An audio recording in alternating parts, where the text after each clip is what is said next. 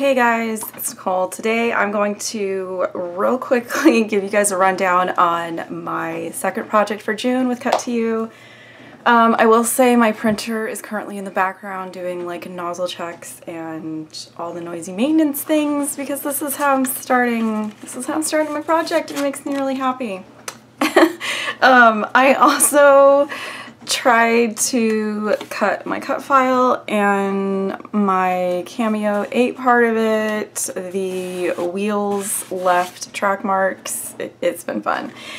I wanted to show you guys this because this sometimes happens and I feel like people just don't mention it, but it's been a few weeks since I've crafted and I came up here, kind of was finally forcing myself into it, and I feel like this happens every single time where I've waited so long that now I've got like maintenance issues and just different sort of speed bumps and roadblocks, and I'm just gonna continue to work my way through it, and eventually the day will get late enough to where I can, you know, get an adult juice box and work my way through it. So I scratched this. I figured out it was probably too much cutting. This is basically the cut file I'm using, but I welded 4 of them together so that I had a background that was smaller airplanes. Scratched that, decided that my machine was clearly telling me it did not want to do that. So I'm gonna make life a little bit easier on my machine. So I kept the cut file as is and just sized it a lot bigger. This, again, I'll put a picture somewhere over here, or maybe over here, of what it looks like. I believe this is just called airplanes, but I think I saw it in the travel section, and as soon as I saw it, and kind of knowing what we were doing at the time, that I was like, you know what, I'm gonna use this for a movie layout, and it's gonna be fine. So we basically introduced my kids to the first Top Gun movie the same weekend that we went and saw the sequel, so that was kind of in my brain. Now, I think when you think of that movie, you think of things like greens and browns for like the fighter jets. I'm weird, my brain wasn't going that way. My brain was going patriotic colors, but not bright. So I knew that I had this really old line from my mind's eye. I don't even know if there's dates on this stuff. No. So we don't know how old this is, and we don't care because I like to stash dive. But when I don't know, this is just where my brain is going. Now, this is 100% not enough patterns for me. It's also 100% just like not the specific patterns that I want, but I pull this to kind of just tell my brain this is where I want to go. And then I will continue to stash dive through my different papers and kind of come up with papers that maybe go with this a little bit better.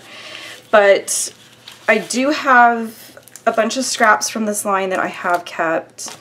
And then I think this is like the only thing that came as far as like embellishments.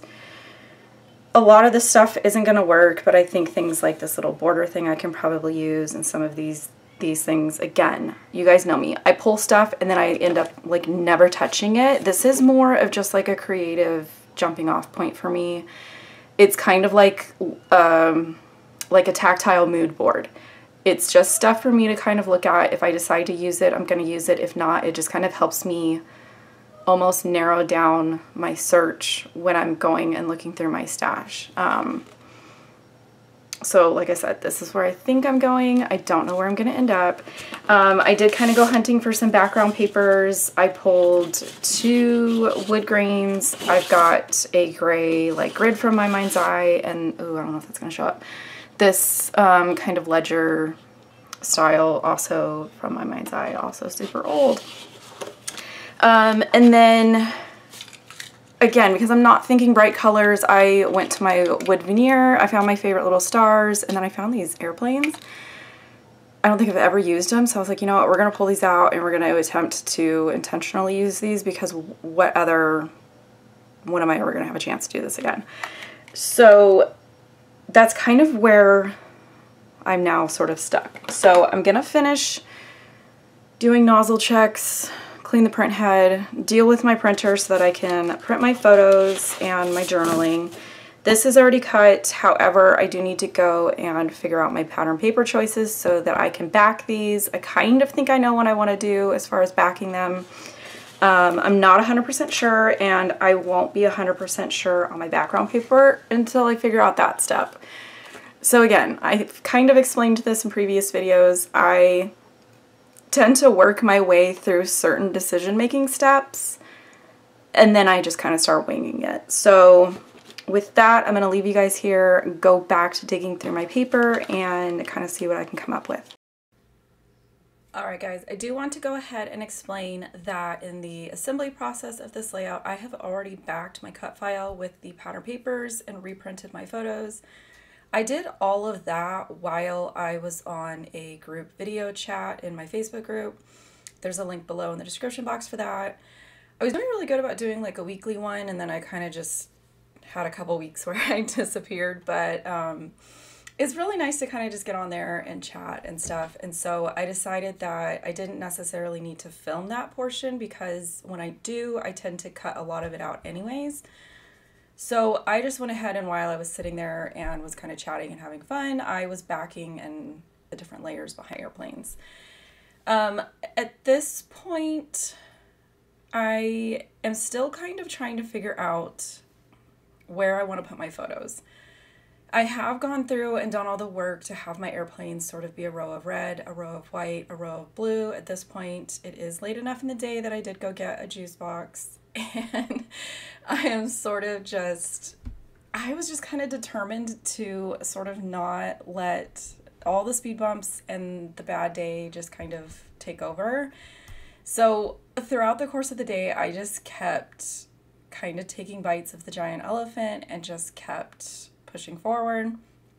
And I knew that because I was stash diving, the first place I was going to go to was my leftover binder, and I wasn't real hopeful that I was going to find a lot of stuff. Turns out I actually did. A lot of it I don't end up using, but like I said, I will pull stuff out, and the goal is to always kind of see if I can use it, because this is leftover stuff that was from other projects or kits and stuff like that, where I felt like there was still some value left in it, and it's kind of like a challenge to see if I can use it.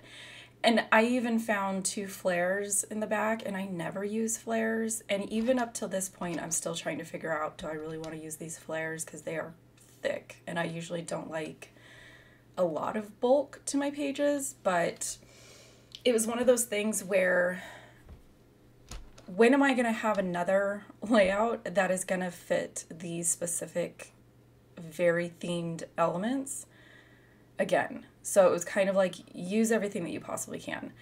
And I pretty much just made sure that the pieces that I was picking were things that don't clash with my theme. So some of the stuff had very specific like travel phrases and stuff like that, which I didn't think really fit my theme, with it being movie related, but you know, the movie's airplane related kind of a thing.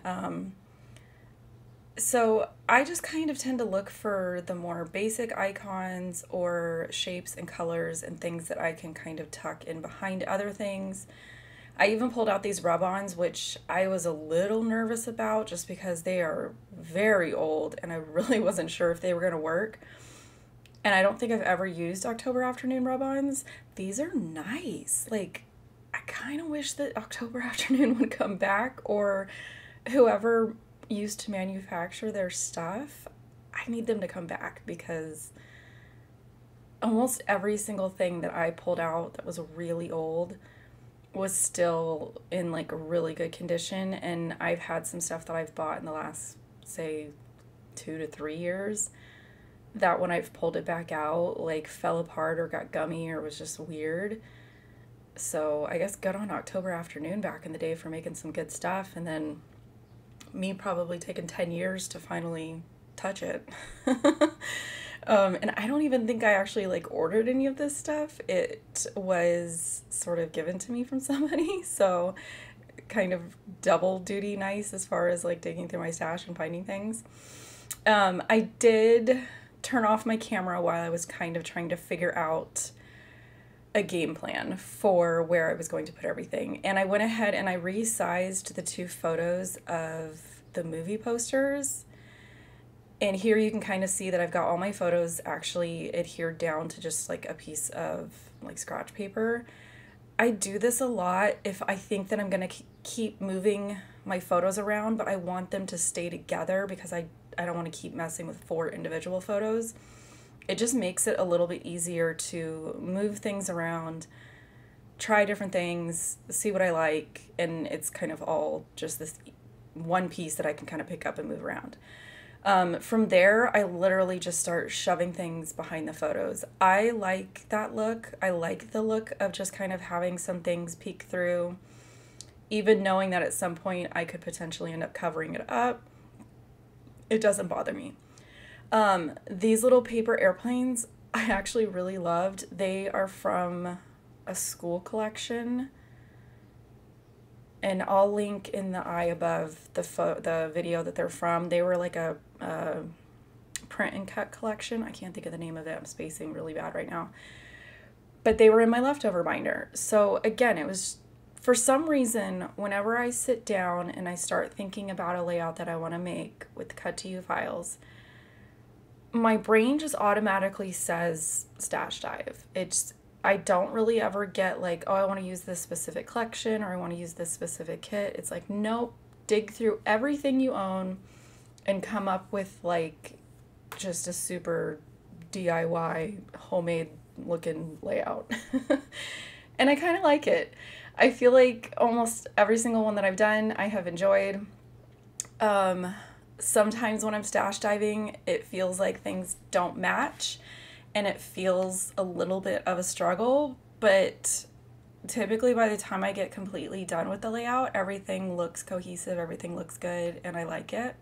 But I just find it funny that I think every single layout that I've done with Cut to You has been a stash dive. It's been, I think half of them have been like, I don't have supplies for that theme, but I'm gonna make it work. I'm gonna make my own. I'm gonna figure it out. So it's definitely like a creative process that's more like fun because I'm revisiting like old items and I'm kind of thinking about things in different contexts and that kind of thing.